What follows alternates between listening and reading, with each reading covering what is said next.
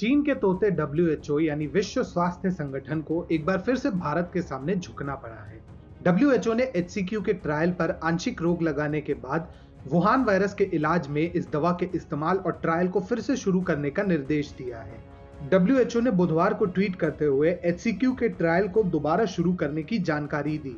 बता दें कि WHO ने HCQ के क्लिनिकल परीक्षण पर अस्थायी रोक लगा दी थी। WHO ने यह निर्णय मशहूर online medical journal the Lancet में प्रकाशित एक अध्ययन के बाद लिया था, जिसमें यह कहा गया था कि HCQ दवा के उपयोग से मौत का खतरा 34% और गंभीर हार्ट एरिथमियाज का खतरा 137% बढ़ जाता है।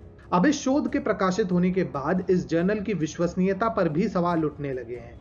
100 से अधिक वैज्ञानिकों और चिकित्सकों ने इस रिपोर्ट के आधार यानी अस्पताल के डेटाबेस की प्रामाणिकता पर संदेह किया है।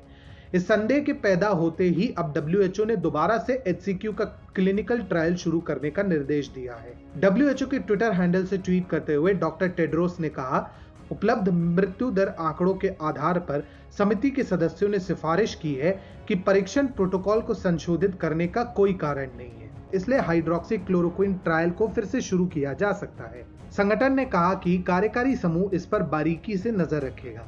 बता दें कि द गार्जियन अखबार की रिपोर्ट में यह बात सामने आई है कि द लैंसेट ने जिस अमेरिकी कंपनी के डेटा का इस्तेमाल अपने शोध के लिए किया था, उसके कर्मचारियों को बेहद कम या ना के बराबर वैज्ञानिक ट्रेनिंग थी।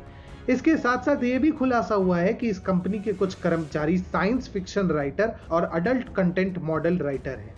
इस विवादित कंपनी के डेटाबेस को द लैंसेट और new England journal of medicine जैसे दुनिया के दो सबसे प्रतिष्ठित जर्नल में प्रकाशित अध्ययनों में इस्तेमाल किया गया है। जैसे ही द लैंसेट के HCQ के शोध पर सवाल उठने लगे, वैसे ही इस जर्नल ने जांच के आदेश दिए थे। परंतु यहाँ ये सवाल उठता है कि द लैंसेट जब अपने आप को एक पीयर रिव्यूड जर्नल होने का दावा करता है, तो फिर इस तरह के गलत शोध प्रकाशित कैसे कर दिए जाते हैं? इसके दो अर्थ निकलते हैं। या तो HCQ पर किए गए शोध को पीयर रिव्यू नहीं किया गया था, या फिर द लैंसेट ने किसी फायदे हेतु इस शोध को प्रकाशित किया। ये किसी से नहीं छुपा है कि किस तरह से वैश्विक लिबरल मीडिया और अमेरिकी फार्मा कंपनियां HCQ के पीछे हाथ धोकर पड़ी हैं। ये सभी लोग एक के बाद एक कई नकारात्मक रिपोर्ट प्रकाशित कर HCQ की विश्वसनीयता पर सवाल खड़े करने का प्रयास कर रहे हैं। अब ऐसा लगता है कि ब्लूमबर्ग और NYT जैसे मीडिया हाउस ही नहीं, बल्कि द लैंसेट जैसे जर्नल भी HCQ के विरुद्ध अभियान चला रहे हैं। HCQ के विरुद्ध एजेंडा चलाने में WHO भी उनका साथ दे रहा है। भारत की ICMR जैसी संस्था अभी HCQ को लेकर अपने दावों पर सही उतरी है। ICMR के शोध में पाया गया था कि मलेरिया रोधी दवा हाइड्रोक्सी क्लोरोक्विन प्रोफिलैक्सिस की 4 या अधिक खुराक के सेवन से स्वास्थ्य कर्मियों में कोरोना वायरस के संक्रमित होने का खतरा कम हो सकता है।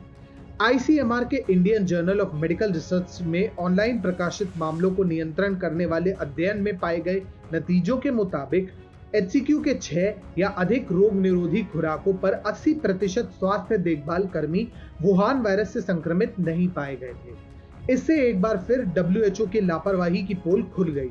WHO की इस लापरवाही पर CSIR के DG शेखर सी मांडे ने कहा है, हमें खुशी है कि WHO ने हाइड्रोक्सी क्लोरोक्विन का ट्रायल फिर से शुरू करने का निर्णय लिया है। मुझे यकीन है कि WHO ने ट्रायल रोकने का फैसला जल्दबाजी में लिया होगा।